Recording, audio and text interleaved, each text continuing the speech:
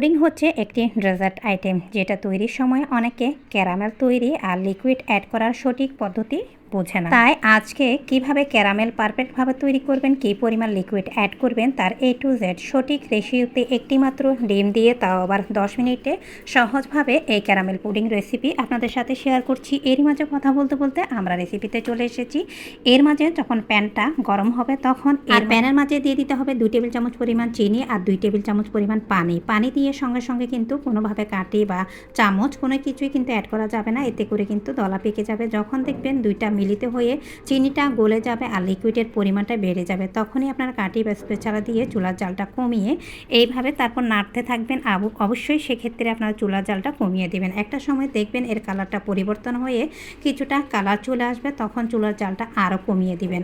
আর এর মাঝে আগে থেকে যে প্যানে আপনারা পুডিংটা সেট করবেন সেটা রেডি করে নেবেন অফ স্ক্রিনে। আমি ঠিক সেম কাজটাই করেছি। এই তৈরি মাঝে কিন্তু আলহামদুলিল্লাহ মাশাআল্লাহ করে আমাদের ক্যারামেলটা পারফেক্টভাবে একেবারেই রেডি। এইবার গরম গরম খুব দ্রুত আমি আগে থেকে যে প্যানটা পুডিংয়ের জন্য সেট করে রেখেছি সেটা সরাসরি চুলাটা বন্ধ করে দিয়ে এর মাঝে একটি প্লেট দিয়ে দিলাম মাটির, আর এর মাঝে আমি ক্যারামেলটা ঢেলে নিয়েছি। যে সময় ক্যারামেলটা ঢালছিলাম শুরুতে আমি মোবাইল ক্যামেরাটা অন করতে ভুলে গিয়েছিলাম, তো এই তো এরই মাঝে ঢেলে নিয়ে আমি একটু ঠান্ডা করে নিচ্ছি। সেই ক্যারামেলটা একটা সাইডে রেখে দিচ্ছি, ঠান্ডা হওয়ার জন্য একটা সাইডে রেখে দিয়ে এইবার আমরা পুডিংয়ের মিশ্রণ বা ডিম দিয়ে যে দুধের মিশ্রণ তৈরি করবে সেটা তৈরি করে নিচ্ছি। এই জন্য একটি বাটি, এর মাঝে একটি মাত্র ডিম দিয়ে আপনারা চিনির পরিমাণটা কিন্তু এই পুডিংয়ের ক্ষেত্রে বাড়িয়ে কমিয়ে নিতে পারেন। এর মাঝে আমি দিয়ে দিচ্ছি শুধুমাত্র 3 টেবিল চামচ পরিমাণ চিনিটা দিয়ে এবার আলতোভাবে একটু ঘুলিয়ে নিচ্ছি।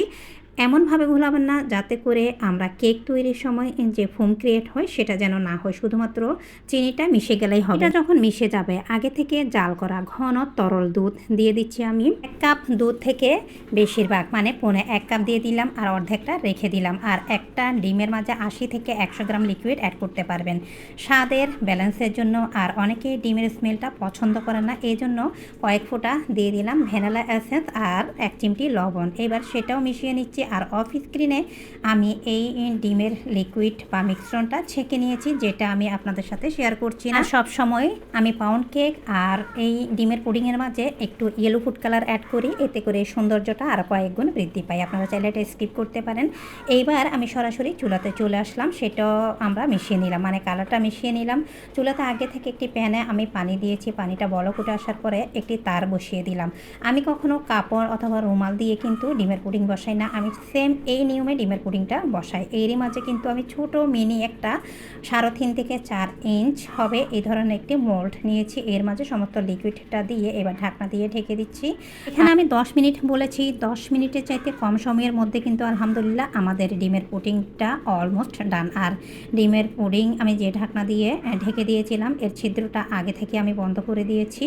এইবার আমি আপনাদের সাথে একটু টুথপিক দিয়ে শেয়ার করছি। এই তো দেখতে পাচ্ছেন টুথপিক ক্লিন এসেছে। এবার চুলাটা বন্ধ করে রুম টেম্পারেচারে রেখে সম্পূর্ণ ঠান্ডা করব, তারপর নর্মাল ফ্রিজে 1 থেকে 1.5 ঘন্টা রেখে সেট হওয়ার পর আপনাদের সাথে শেয়ার করছি। এই তো এরই মাঝে আলহামদুলিল্লাহ আমাদের পুডিংটা একদম পারফেক্টভাবে সেট হয়ে গিয়েছে। এবার ডিমোল্ড করে আপনাদের সাথে শেয়ার করছি। ছুরির সাহায্যে চারপাশ থেকে এইভাবে আলগা করে নিলাম, ছাড়িয়ে নিলাম। এইবার একটি প্লেট দিয়ে আমি ডিমোল্ড বা উপর করে নিচ্ছি। আলহামদুলিল্লাহ মাত্র 3টি উপকরণ দিয়ে একটি মাত্র ডিম দিয়ে এত সুন্দর একটি ডেজার্ট আইটেম সহজভাবে আপনাদের সাথে যতটা সম্ভব শেয়ার করার চেষ্টা করেছি। আলহামদুলিল্লাহ এই পুডিংটা বাসায় যদি একবার তৈরি না করেন তাহলে বুঝতেই পারবেন না।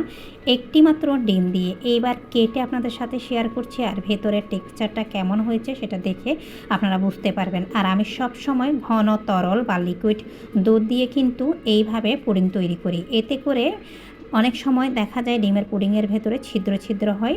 লিকুইড দুধ দিয়ে যদি আপনারা সুন্দরভাবে ডিমের পুডিং তৈরি করেন তাহলে কখনোই কিন্তু আপনাদের পুডিংটা ছিদ্র হবে না। সেক্ষেত্রে অবশ্যই দুধটা আপনাদের ঘন হতে হবে, আর লিকুইড যখন আপনারা পুডিংয়ে সেট করবেন তার আগে ডিমের পুডিংয়ের লিকুইডটা আপনাদের ছেঁকে নিতে হবে। এই টিপসগুলো ফলো করলে ক্যারামেল থেকে শুরু করে প্রত্যেকটা ডেজার্ট মানে ডিমের পুডিংয়ের রেসিপি আপনাদের পারফেক্ট হবেই।